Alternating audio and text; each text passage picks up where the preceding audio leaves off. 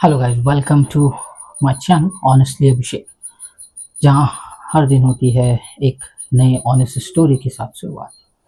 दोस्तों, आज एक नई स्टोरी मैं आपके सामने पेश कर रहा हूं अपनी लाइफ से जुड़ी, जिसमें मैंने एक नया फेज़ ऐड किया हुआ है, जिसको आप कह सकते हैं लर्निंग फेज़।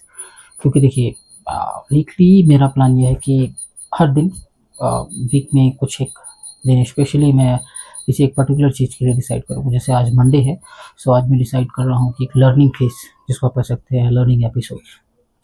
और आज मेरा 7th एपिसोड है, तो इसमें मैंने सोचा है कि कुछ लर्निंग से जुड़ी चीज़ें ऐड की जाएँ, जो कि थोड़ी यूनिक भी होंगी आपके लिए और मेरे लिए भी, क्योंकि फर्स्ट टाइम मैं इसको ट्राई कर रहा हूँ।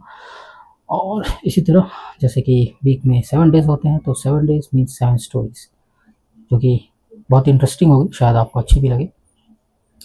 तो बाकी सस्पेंस को कंप्लीट करते हैं, तो चलिए शुरू करते हैं आज की नई learning story in honest story means honestly Abhishek channel. Okay, so दोस्तों, मैंने जैसा कि अभी मैं बैंगलोर में हूँ, सो मेरा प्लान ये है कि काफ़ी दिन हो गया है मुझे यहाँ पे, तो क्यों ना यहाँ की जो लैंग्वेज है उसको सीखा जाए।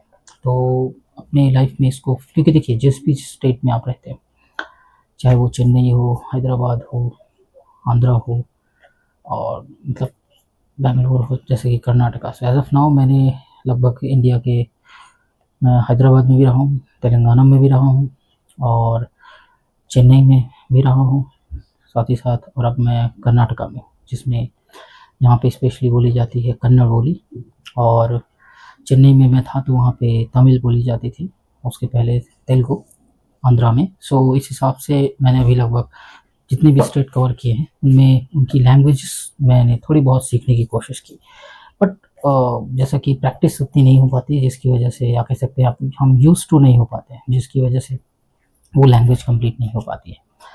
सो मैंने इस फेज़ को कंप्लीट करने के लिए एक चैलेंज लिया हुआ है, जैसा आप समझ सकते हैं, खुद के लिए लर्निंग चैलेंज, जिसमें मैंने अभी इस वक्त, जैसा कि मैंने आपको ऑलरेडी बताया कि मैं कर्नाटका में हूँ, और तो मैंने सोचा कि क्यों ना यहाँ की भाषा को सीखा जाए।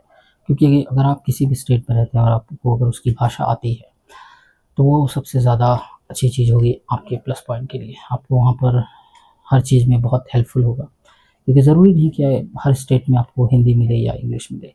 क्योंकि जैसा कि मैं चेन्नई में अगर बताऊँ, तो चेन्नई में आपको बिल्कुल भी इंग्लिश नहीं मिलेगी, मतलब ना इंग्लिश मिलेगी ना हिंदी मिलेगी। वहाँ के लोग स्पेशली तमिल बोलते हैं।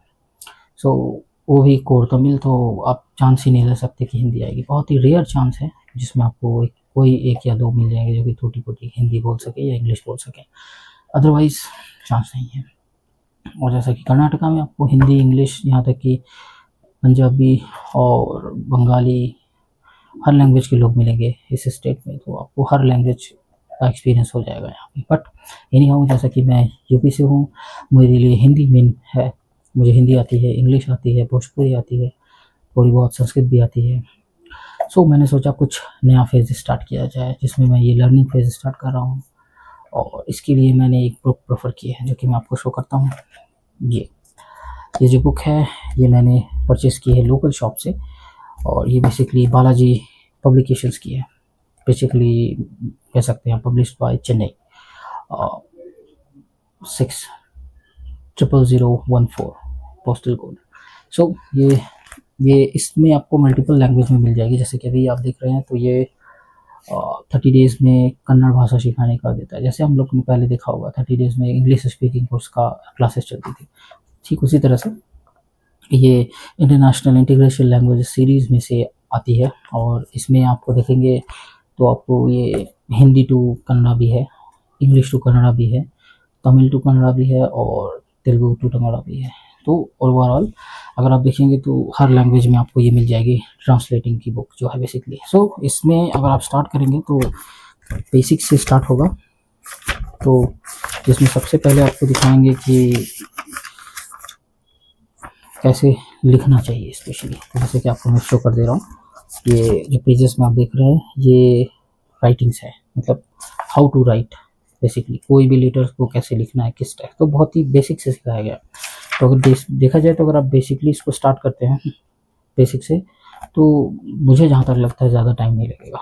सो इसलिए मैं अपने आप को कोशिश कर रहा हूँ कि मैं इसमें कुछ सीख सकूँ, और अगर सीख जाऊँगा तो मेरे लिए भी अच्छा ही है, और साथ ही साथ अगर बहुत अच्छी चीज़ होगी, अगर आपको एक भाषा से ज़्यादा अगर भाषा है तो ये बहुत अच्छी चीज़ है।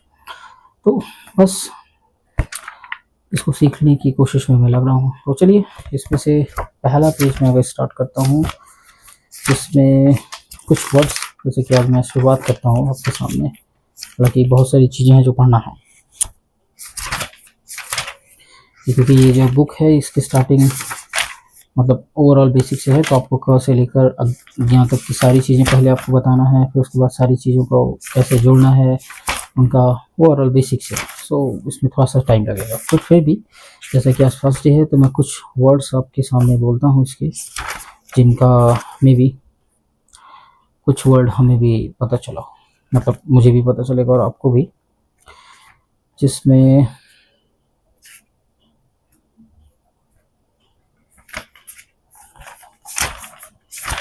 वर्ड तो बहुत सारे, बट समझ में आना चाहिए। ओके, सिंपल वर्ड से स्टार्ट करते हैं। जैसे कन्नड़ा में भगवान, जैसे हिंदी में भगवान होता है तो उसको कन्नड़ा में देव बोलते हैं। सो और कपड़े को बोलते हैं अरुवई।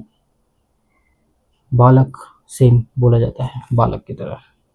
और कलम, जैसे हमारे यहाँ कलम है तो उसको लेखनी बोलेंगे, यानी जिसके थ्रू हम लिखते हैं बेसिकली। चना मतलब कड़ले। सो ऐसे बहुत सारे वर्ड हैं।